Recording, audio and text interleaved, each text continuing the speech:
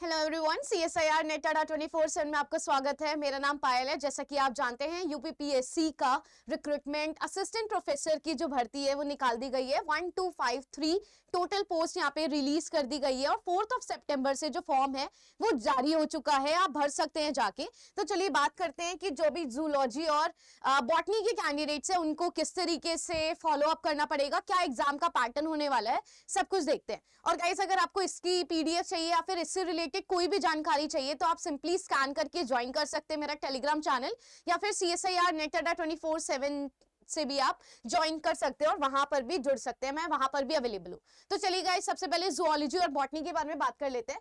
तो जो भी बॉटनी के कैंडिडेट्स हैं, तो गाइस जो भी बॉटनी के कैंडिडेट्स हैं, तो अगर उनकी एमएससी इन अलाइड सब्जेक्ट्स के अंदर हो रखी है, लेकिन biotechnology, microbiology, plant biotechnology, biochemistry, इन सभी में से अगर आपकी एमएससी हो रखी है तो आप बॉटनी के लिए अप्लाई कर सकते हैं, असिस्टेंट प्रोफेसरशिप के लिए यहाँ पे भर सकते हैं।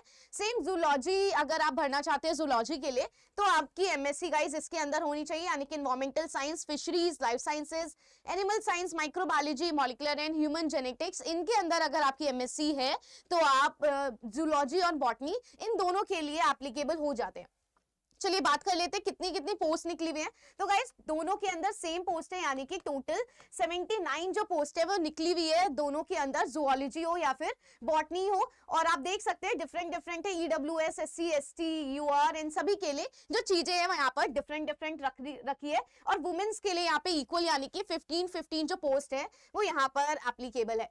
चलिए गाइस बात करते हैं एग्जाम पैटर्न की। तो गाइस ये पूरा का पूरा ये जो है ना पीडीएफ थी, तो आपको पीडीएफ ये मेरे चैनल से मिल जाएगी, आप जाके वहां पे रीड कर सकते हैं, इंग्लिश में भी और साथ ही साथ हिंदी में भी। चलिए मैं आपको इसी का इंग्लिश वर्जन बता देती हूँ कि एक्चुअली में लिखा क्या हुआ था। तो गाइस जो भी एग्जाम होने वाला है वो 2 टर्म्स में होने वाला है, यानी कि प्रिलिमिनरी एग्जामिनेशन होगा, फिर मेंस होगा और फाइनली आपका इंटरव्यू होगा, यानी कि 3 टोटली जो स्टेजेस है वो यहाँ पर होने वाली है। तो गाइस जो प्रिलिम एग्जाम है उसके अंदर ऑब्जेक्टिव टाइप के क्वेश्चन होने वाले हैं आपके। एक ही पेपर होने वाला है, इसका 120 क्वेश्चन पूछे जाने वाले हैं, जिसमें से जो 30 क्वेश्चन है वो आपकी जनरल स्टडीज से रिलेटेड होंगे और बाकी की जो 90 क्वेश्चंस है गाइस वो कंसर्न सब्जेक्ट, जो भी आपने सब्जेक्ट चूज किया है, वेदर जूलॉजी या बॉटनी है। अगर आपको इसका सिलेबस चाहिए तो आप मेरे टेलीग्राम चैनल से जुड़ सकते हैं, वहां पर आपको इसकी पूरी की पूरी पीडीएफ प्रोवाइड कर दी जाएगी। और टोटल मार्क्स 150 मार्क्स का होने वाला है। 2 आवर्स का गाइस यहाँ पे एग्जामिनेशन चलने वाला है। और जो भी कैंडिडेट्स यहाँ पे क्लियरली मेंशन कर रखा है, जो भी कैंडिडेट्स ये प्राइमरी जो स्टेज है, जो प्रिलिमिनरी स्टेज है, अगर इसको हमने पार कर लिया तभी आप रिटन एग्जामिनेशन के अंदर जाएंगे। तो आपको प्रीलिम्स क्लियर करना बहुत ज्यादा इंपॉर्टेंट है।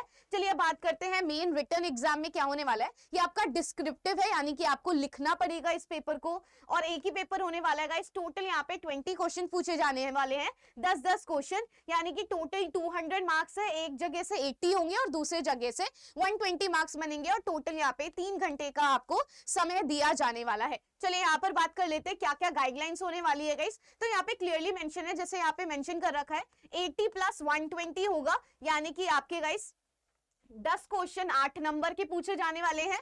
और साथ ही साथ और आपको कितने वर्ड्स लिखने पड़ेंगे, यहाँ पे 125 वर्ड्स लिखने पड़ेंगे। सेम 10 क्वेश्चन आपके 12 मार्क्स के पूछे जाने वाले हैं, यानी कि यहां से आपसे 120 नंबर बन गए और यहां से आपके 80 नंबर बन चुके हैं, यानी कि टोटल आपके 200 नंबर जो है वो बन चुके हैं। जो 80 वाले हैं वो आपको 125 वर्ड्स में लिखने हैं और जो 12 नंबर के क्वेश्चन होने वाले हैं वो आपके पास 200 वर्ड्स में आपको लिखने हैं। टोटल 20 क्वेश्चन होने वाले हैं, 200 मार्क्स होने वाले हैं। तो कुछ इस तरीके से चीजें होंगी। और प्रीलिम एग्जाम हो या फिर मेन एग्जाम हो, दोनों के लिए गाइस जो सिलेबस है वो प्रोवाइड कर दिया जाएगा और जो भी डिपार्टमेंट बोलेगा उसी तरीके से आपका पेपर भी आएगा। चलिए जो लास्ट स्टेज आती है वो इंटरव्यू स्टेज आती है और इंटरव्यू में आपके 25 मार्क्स एड ऑन किए जाएंगे, यानी कि आपका मेरिट लिस्ट जो जनरेट होने वाली है वो आपका मेंस एग्जामिनेशन, यानी कि जो भी आपने लिखा होगा डिस्क्रिप्टिव और साथ ही साथ आपने इंटरव्यू में कैसा परफॉर्म किया है उसके बेसिस पर होने वाला है। तो गाइस इंटरव्यू में वही कैंडिडेट जाएंगे जिनका भी रिटन एग्जाम क्लियर होगा। तो कुछ इस तरीके से आपका पेपर का पैटर्न होने वाला है। होप सभी को ये पैटर्न जो है वो क्लियर हो गया होगा। अब फाइनली अगर आपको इसकी पीडीएफ चाहिए तो आप सिंपली मेरा टेलीग्राम स्कैन करके ज्वाइन कर सकते हैं, या फिर आप CSIR नेट अड्डा 24/7 के चैनल से कनेक्ट कर सकते हैं। वहां पर भी मेरा चैनल ऊपर पिन्ड है, तो आप वहां से भी ज्वाइन कर सकते हैं। So thank you so much.